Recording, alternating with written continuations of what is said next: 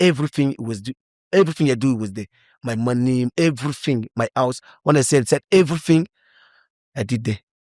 በእግር ኳሱ ዓለም ሜዳ ላይ ባለው ድንቅ ብቃቱን ብቻ ሳይሆን በመልበሻ ክፍል ውስጥ በሚፈጥረው ልዩ ደስታና ቀልዱም በደጋፊዎች ዘንድ እጅግ ይወደድ የነበረ ስመጥር ኮከብ ነው። በአያቱ እጅ ያደገውና በትምህርቱ ጎበዝ ተማሪ የነበረው ታዳጊ እግር ኳስን ከሰፈር ሜዳ ጀምሮም በአውሮፓ ምድር ቤልጅየም ላይ ማንነቱን አብስሮም እስከ ተወዳጁ አርሰናል ቢደርስም በህይወት አጋጣሚ ግን ተገላቢጦሽ ሆኖ የከፋ ክህደትና መራራ ዋጋን እንዲከፍል የተገደደ ነው። ከነበረበት የሀብቱ ማማ ላይ በድንገት ተንሸራቶ ሲወርድ በአንድ ወቅት የህይወት ያጋር ብሎ ያመናት ሚስቱ የደከመበትን ገንዘብና ንብረት ብቻ ሳይሆን ከራሱ በላይ የሚሳሳላቸውን 3 ልጆቹን ሳይቀር ነጥቃ አይናቸውን እንኳን እንዳያይ ያደረገችው ነው። ዛሬ ላይ በልጆቹ ናፍቆት የሚባዝነውና እነሱን ባሰበ ቁጥር እንባው ቀርሞ የሚፈሰው ተጫዋች ከጠፋው ስሙና ካጣው የዝና ማማ በላይ የልጆቹ መራቅ በሰቆቃ ውስጥ እንዲቆይም አድርጎታል። ነገሮች ሁሉ በአንድ ጊዜ ፊታቸውን አዙሮበት ፊፋም ሆነ ወኪሎቹ አንገቱን እንዲደፋ ሲያደርጉት በአስቸጋሪው ሰዓት የሚያውቁትና የሚያደንቁት ሁሉም ጀርባቸውን በሰጡበት በዚያ ጨለማ ወቅት በባዶ ቤት ውስጥ አንገቱን ደፍቶ ሲያነባ የነበረው የኢማኑኤል ኢቦዬ ታሪክ ነው። አሁን ላይ በሀገሩ ሌላ ትዳር መስርቶም ከደረሰበት የልብ ስብራት እያገገመ የሚገኘው የዚህ ተወዳጅ ኮከብ ህይወት ጉዞ ከውድቀት መነሳትና የሰው ልጅ የጽናት ጥግ የሚያሳይ ድንቅ ታሪክ ነው። እኛም ይህንን ጋበዝናችሁ። ማረፊያ የዩቲዩብ ቻናልን ሰብስክራይብ ማድረጋችሁን እንዳትረሱ። Emmanuel Iboye, Arsenal defender, fan favorite, the joker in the dressing room, but behind the smile, a man who lost his fortune, his family, and almost his life. የኢማኑኤል ኢቦዬ ህይወት ታሪክ በኮት ዲቯር አቢጃን የድህነት መንደሮች ውስጥ ነው የሚጀምረው። እንደ ማንኛውም አፍሪካዊ ቤተሰብ አያቱ ልጃቸው በእግር ኳስ ሜዳ ላይ ሳይሆን በትምህርት ገበታ ላይ እንዲጠነክር ትመኝ ነበር። ኢቦዬ የሚወደውን ኳስ በድብቅ እየተጫወተ ለአያቱ ክብር ሲል በትምህርቱ ጎበዝ ሆኖ ቀጠለም። በመጨረሻም የትምህርት ምስክር ወረቀቱን ለአያቱ ሲያስረክብ በደስታ ተውጣ ወደ ታዋቂው ሚሞሲፍ ኮም አካዳሚ እንዲገባ ፈቀደችለት። በወቅቱ ከነበሩት 500 ታዳጊዎች መካከል እጅግ ፈታኝ በሆነ ውድድር ተለይቶም በአካዳሚው ከነበሩት 500 ታዳጊዎች መካከል እጅግ ፈታኝ በሆነ ውድድር ተለይተው ከወጡት 10 ምርጥ ልጆች መካከል አንዱ በመሆን የዓለም እግር ኳስ ክለቦችን አይን መሳብ ቻለ። ወደ ቤልጅየም አውሮፓ ለማምራት እድል ሲያገኝ አያቱ መጀመሪያ ማመን ቢከብዳትም ነገሩ እውነት መሆኑን ስትረዳ ግን ያላትን ሁሉ ገንዘብ ሙሉ በሙሉ አውጥታም ለፓስፖርት ማሰሪያ በመስጠት የልጇን ህልም አሳካች። ኢቦዬ ዛሬም ድረስ ያንን መስዋዕትነት ሲያስብ እንባው ይቀድማል። ቤልጅየም ሲደርስ ግን ከአፍሪካ ሙቀት የወጣውን ወጣት የገጠመው ብርድ እጅግ አስደንጋጭ ነበር። በቁምጣና በጫማ ሄደው ኢቦዬ ጃኬት ካልገዛችሁልኝ ከዚህ አልንቀሳቀስም በማለት በኤርፖርት የቆየበት አጋጣሚ እስካሁንም ድረስ ግርምትን የፈጠረ ሆኖ አልፏል። በቤልጅየሙ ክለብ ቤቨረን በኩል ድንቅ ችሎታውን ያሳየው ኢቦዬ የታላቁን አሰልጣኝ አርሰን ቬንገር ቀልብ ለመሳብ ጊዜ አልወሰደበትም። ቬንገር አርሰናል መምጣት ትፈልጋለህ ብለው ሲጠይቁት ከድህነት መንደር ተነስቶ በዓለም እግር ኳስ ትልቁ መድረክ ላይ የመድረስ ተስፋው እውን ሆነ። በ2004 ጥር ወር ላይ አርሰናልን የተቀላቀለው ያኔው ወጣት በለንደን ቆይታው የደጋፊዎቹ ተወዳጅ የመልበሻ ክፍል ሞተርና ሁልጊዜም ፈገግታ የማይለየው ተጫዋች ሆነም። ህይወት ሙሉ የሆነችለት ቢመስልም ከጀርባው ግን አንድ ከባድ የፈተና ማዕበል እያደባ ነበር። ኢቦዬ ከድህነት ተነስቶም በዓለም እግር ኳስ ትልቁ መድረክ ላይ ለመድረስ ያደረገው ጉዞ በአያቱ ፍቅርና በራሱ ጥንካሬ የተገነባ ቢሆንም ከቆይታ በኋላ ግን የገጠመው ህይወት ፈተና እጅግ ፈታኝ ነበር። ታሪኩ የሚጀምረው እዚህ ጋር ነው። ኢማኑኤል ኢቦዬ ባለቤቱን የተዋወቃት በቤልጅየም በነበረው የ2 ዓመታት ቆይታ ነው። ከዚያም ወደ እንግሊዝ ከመጣ በኋላ በአርሰናል የ7 ዓመታት ቆይታው 3 ልጆችን አፍርተዋል። ኢማኑኤል ኢቦዬ በአርሰናል የነበረውን ቆይታ ካጠናቀቀ በኋላ የቱርኩን ጋላታሳራይ ተቀላቀለም። በቱርክ ሱፐር ሊግ ከ2 ዓመታት ቆይታ በኋላ ግን ክለብ አጣ። በዚህ አጋጣሚ ነው 3 ልጆቹን ከወለደችለት ሚስቱ ጋር ጸቡ የተጀመረው። ክለብ ባጣበት አጋጣሚ ወኪሎቹ ረሱት። ክለብ ሊያፈላልጉለት ይቅርና ከነመፈጠሩም ዘነጉት። ነገር ግን ጓደኞቹም በግላቸው ክለብ አፈላልገው ወደ ሰንደርላንድ እንዲዛወር ንግግር ጀመሩለት። ኢቦዬ ወደ ሰንደርላንድ ለማምራት ሁሉንም ነገር ከጨረሰ በኋላ ወኪሉ 1 ሚሊዮን ዩሮ ገንዘብ እንዲከፍሉ ይጠይቀዋል። ኢማኑኤል ኢቦዬ ግን ክለብ ባጣው ጊዜ ያላስታወስከኝ አንተ አሁን በጓደኞች ጥረት ክለብ ሳገኝ እንዴት ገንዘብ ትጠይቀኛለህ በማለት እንደማይከፍለው ማረጋገጫ ይሰጠዋል። ከዚህ በኋላ ወኪሉ ጉዳዩን ወደ ዓለም አቀፉ እግር ኳስ ፌዴሬሽኖች ማህበር ፊፋ ወስዶ ስለነበር ፊፋም ኢቦዬን ለ1 ዓመት ከእግር ኳስ አገደው። በነገሩ የተበሳጨው ኢማኑኤል ኢቦዬ በዚያው እግር ኳስን ተሰናበተ።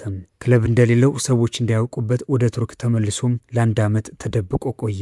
ይህ ክስተት ኢቦዬን ከእግር ኳስ ያረቀው ብቻ አልነበረም፣ ለዓመታት የገነባው ትዳሩ የመፍረስ ጅማሮም ሆነም። ኢቦዬ ለሚስቱ የነበረው ፍቅርና እምነት ወሰን አልነበረውም። ህይወቴን ከእሷ ጋር መገንባት እፈልጋለሁ በሚል ንጹሕ ልብ በልፋት ያገኘውን ገንዘብ፣ ቤቶቹንና ንብረቶቹን ሁሉም በበላይነት እያስተዳደረች እንድትይዝለት ሙሉ ኃላፊነት ሰጥቷታል። እሱ በሜዳ ላይ ላቡን ሲያፈስ፣ እሷ ግን ከጀርባው የክደት ወጥመድ ዘርግታ ነበርም። ችግሮች ሲመጡና ከእግር ኳስ ሲርቅ ያመናት ሚስቱ የገነባውን ንብረት ብቻ ሳይሆን ከልቡ በላይ የሚወዳቸውን 3 ልጆችን እንኳን እንዲያገኝ አደረገችው። ልታገባው ብዙ የለፋችው ባለቤቱም ቀን ጠብቃ ሁሉንም ነገር በስሟ ካዞረች በኋላ ሜዳ ላይ ጥላው ተሰወረች። ዛሬ ላይ ኢቦዬን እጅግ የሚያስለቅሰው የጠፋው ንብረቱ ወይንም ደግሞ የረገፈው ዝና አይደለም፣ ይልቁንም ከልጆቹ ጋር መለያየቱ ነው። በእንግሊዝ ሕግ ንግስቲቱ ለሴቶች የምትሰጠውን ጥበቃ ተገን በማድረግ ኢቦዬን ባዶ እጁን አስቀረችው። በወቅቱ እንዲህ አይነት ችግር ውስጥ ገብቶ የነበረው ኢማኑኤል ኢቦዬ ከገጠመው ፈተና በላይ በሐሜትና በስም ማጥፋት የተጠመዱት ሚዲያዎች ይበልጥ ልቡን ሰብረውታል። ወሬው ከየት እንደመጣ ባይታወቅም ብዙዎቹ አፍሪካዊ ሴት ትተህ አውሮፓዊት ለማግባት ስለሄድክ ያቺ ሴት ሁሉንም ነገር ብትወስድብህ አይገርምም ብለውታል። እሱ ግን ለዚህ የሚሰጠው ምላሽ እንዲህ የሚል ነው። በህይወት ውስጥ ሁሉም ነገር በልብ ላይ የተመሰረተ ነው።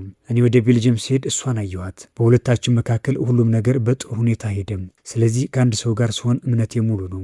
ህይወቴን ከአንድ ሰው ጋር መገንባት ስለምፈልግ አላታልልሽም ወይንም ደግሞ መጥፎ አላደርግብሽም፣ ምክንያቱም አንቺን ደስተኛ ለማድረግ የምችለውን ሁሉ አድርጋለሁ ብዬ ነግሬያታለሁ። እኔ እንደዚህ አይነት ሰው ነበርኩ ይላል የቀድሞው የአርሰናል ኮከብ። ሰዎች ለምን ከሀገር ልጅ አላገባህም እያሉ ለሚተቹት ሲመልስ ያገባኋት ሴት 3 ልጆችን ሰጥተኛለች። እሷን ደስተኛ ለማድረግ ሁሉንም ነገር አድርግ ነበርም። ይህም በማድረግ ያልጸጸትም። ከመጠራጠር ማመን በብዙ ይሻላል ይላል። ኢቦዬ የተነዛበት ወሬ ከእውነት የራቀ መሆኑን ሲያስረዳም ወሬው ከየት እንደመጣ አላውቅም።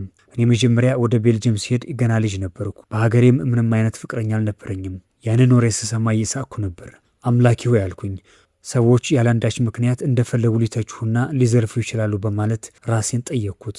የገጠመኝ ችግር የማውቀው እኔ ሆኜ ሳለም ሚዲያዎች ከኔ በላይ ውስጥ አዋቂ ለመሆን መሞከራቸው በጣም አሳዝኖኛል ብሏል። የቀድሞው የአርሰናል ኮከብ ለጋዜጠኞችና ለፕሬስ ሰዎች መልእክት ሲያስተላልፍ አንድ ነገር ከመጻፋችሁ በፊት ባካችሁ እኔን ለማግኘት ሞክሩ። እውነቱን እነግራችኋለሁ። እኔ መዋሸት አልወድም፣ ከጀርባም አላወራም። እውነቱን ማወቅ ከፈለጋችሁ ጠይቁኝ፣ ካልሆነ ግን እውነቱ ተደብቆ ይቀራል። እናንተም እኔን ከመስደብ ውጭ ለምትጽፉት ነገር ማረጋገጫ አይኖራችሁም ሲል በምሬት ይናገራል። በሆነው ነገር ሁሉ ብዙ ነገሬን አጥቻለሁ የሚለው ኢማኑኤል ኢቦዬ የደረሰብኝና ያለፍኩበት ነገር ምንም ያክል ከባድ እንደሆነ መናገር አልፈልግም፣ ግን ብዙ ነበርም፣ በጣም ብዙ። በእንግሊዝ ያፈራሁትን ንብረት ሁሉ አጥቻለሁ። ምክንያቱም እንግሊዝ በስራ ዘመኔ ሁሉንም ነገር ያሳካሁበት ቦታ ነው። እዚያ ብዙ ቤቶች ነበሩኝ፣ 3 ቤቶችና ብዙ መኪኖች ነበሩኝ። አሁን ግን ገንዘቡን ጨምሮ ሁሉንም አጥቻለሁ። አሁን ግን ገንዘቡን ጨምሮ ሁሉንም ነገር አጥቻለሁ በማለት በምሬት ያስታውሳል። ኢቦዬ ከገጠመው ውድቀትና በደል ኮትዲቯራዊ ኮከብ ከገጠመው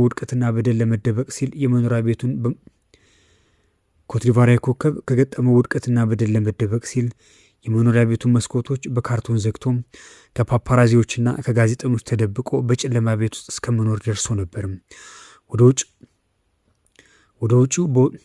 ወደ ውጪ በወጣው ቁጥር ፎቶ ሊያነሱትና ሊያሸማቅቁት የሚጠብቁ ሰዎች እንደነበሩ ያስታውሳል። ያን ጊዜ በውስጥ ያለቀስኩባቸው ቀናቶች በርካታ ናቸው። ምግብ መብላት እንኳን አቁሜ ነበርም። ራሴንም እስከ ማጥፋት ደርሼ ነበርም። ነገር ግን በፈጣሪ እርዳታ በሕይወት ቆሜያለሁ ይላል ኢማኑኤል ኢቦዬ። የሚገርመው የኢማኑኤል ኢቦዬ ታሪክ በዚህ ያበቃም። ወንድ ልጁ ለእግር ኳስ የተለየ ፍቅር ያለው ሲሆን ከባለቤቱ ጋር ከመለያታቸው በፊት እግር ኳስ ያሰለጥነው ነበርም። ከምንም በላይ ኢቦዬን ዛሬም ድረስ በትካዜና በሀዘን ውስጥ የሚጥለው የልጆቹ ጉዳይ ነው።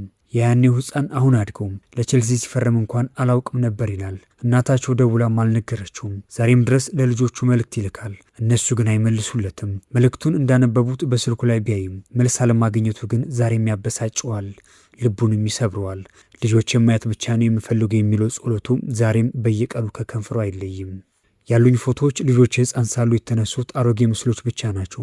እናታቸው አዲስ ፎቶ እንኳን እንድመለከት አልፈቀደችልኝም። ስለ እነዚህ ነገሮች ስናገር በጣም ያመኛል። የምወደው ልጅን አሁንም የማግኝበት አጋጣሚ አልተፈጠረልኝም። እዚህ ደረጃ ይደርሳል ብዬ አስቤ ባላውቅም ለደረሰበት ነገር ሁሉ ግን ፈጣሪን አመሰግናለሁ። በዚህም ደስተኛ ነኝ። ኢቦዬ ልጁ ለእንግሊዝ ብሔራዊ ቡድን ከ17 ዓመት በታች በጥሩ ሁኔታ ሲጫወት መመልከቱን ይናገራል። ልጄ ሲጫወት ስመለከት አሁን ያለችው አዲሷ ሚስቴ እንኳን እስከምታውቅ ድረስ አለቅሳለሁ። ምክንያቱም ወደ ልጄ መቅረብ ያለብኝ እኔ ነበርኩ፣ ግን በእናቱ ምክንያት ያን እድል ተነፍጌያለሁ ይላል። 2 ሴት ልጆችንም ካየኋቸው በጣም ረጅም ጊዜ ሆኖኛል። እንግሊዝ መሄድ አልፈልግም፣ ምክንያቱም ወደዛ ሄጄ ሳላያቸው መቅረት አልፈልግም። ስለዚህ በሀገር የመቆየትን መርጫለሁ። ግን ሁልጊዜም አምላክ ሆይ እባክህ አንድ ቀን ልጆች ማየት እፈልጋለሁ ብዬ ሁሌም እጸልያለሁ። ትልቋ ሴት ልጄ ክላራ ትባላለች። በዚህ ወር 25 ዓመቷን ትሞላለች። ግን አሁንም ያለኝ የልጅነት ፎቶዋ ብቻ ነው። ኢማኑኤል ቡዬ የልጆቹ ስልክ ቁጥራቸው ቢኖረውም መልእክት ቢልከላቸውም አንብበው ዝም ይሉታል። ባለፈው ወር የሁለተኛዋ ልጄ የማኤቫ ልደት ነበር። ደወልኩላት፣ ይጠራል ግን አታነሳም።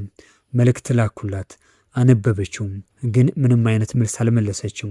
ላለፉት 4 ዓመታት ግንኙነት ለማድረግ የቻልኩትን ቢሞክርም አንዳችም መልስ አላገኘሁም።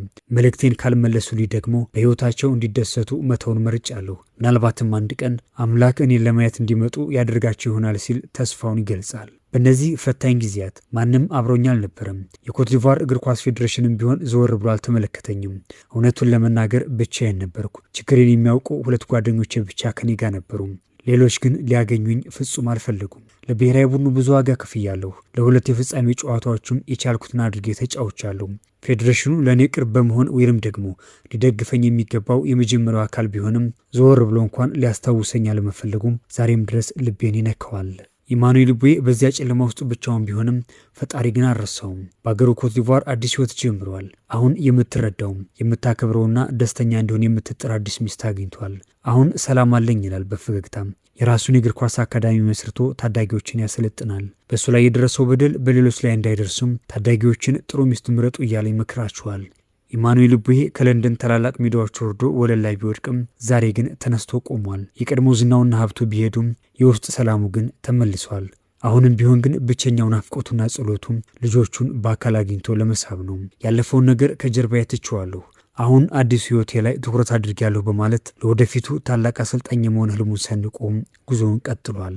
I forget that things beyond me, Now I'm focused on my new life. My wife is there, but as I said, you have to pray.